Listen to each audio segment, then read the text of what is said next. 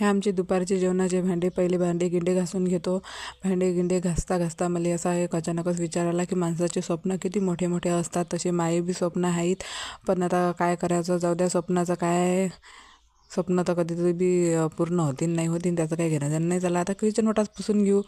Kitchen वाटा पहिले घासून घेतला म्या. घासून घेतल्यावर मग कपड्यानं पुसून घेतला 2-3 वेळा असा. त्या ओल्या कपड्यानं पुसून घेतला. मग नंतर घेतला सुक्या कपड्यानं पुसून.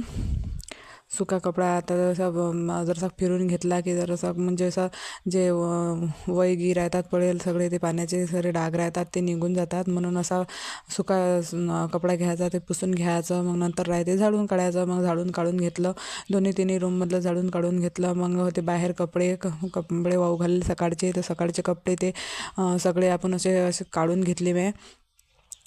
काढून गिळून झाल्यावर मग घड्या करायच्या राहिल्या होत्या, तर मग ते लवकर घड्या करून घेतल्या. घड्या करणं झाल्यावर हातपाय तोंड धुतलं. हातपाय तोंड झाल्यावर मग संध्याकाळचा स्वयंपाकाचा टाईम येते, तर मग आता स्वयंपाक करायला रेडी.